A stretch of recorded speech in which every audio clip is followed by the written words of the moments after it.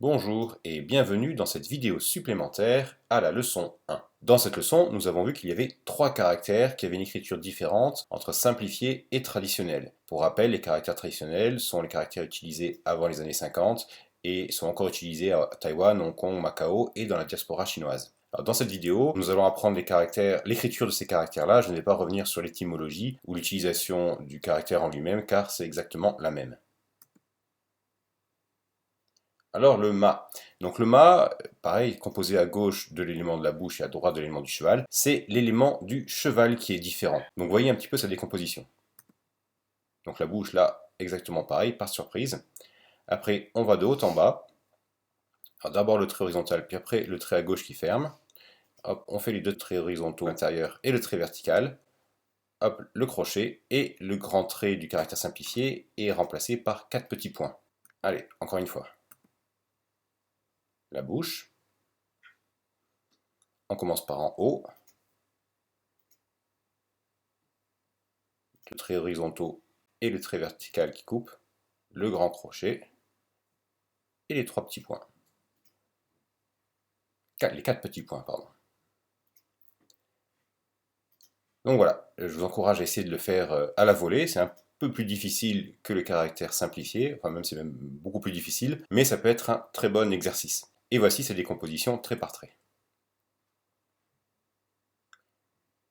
Donc il y a beaucoup de traits, c'est un peu plus petit, mais à mon avis ça doit être encore visible. Si ça ne l'est pas, n'hésitez pas à le dire dans le commentaire de la vidéo. Le deuxième caractère qui était non simplifié, c'est le caractère jian de zai jian.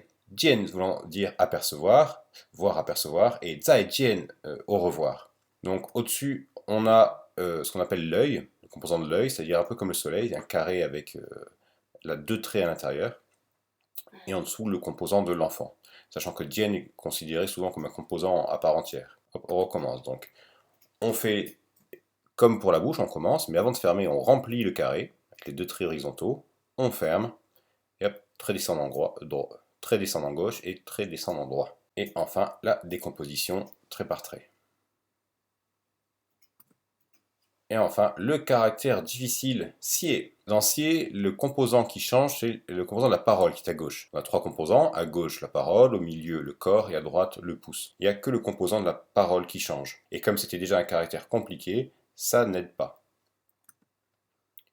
Donc on fait un petit trait, après les 3 traits horizontaux, et enfin la bouche, comme si on avait des ondes sonores qui sortaient de la bouche. Ensuite, la clé du corps, elle ne change pas. Et idem pour le pouce. Encore une fois.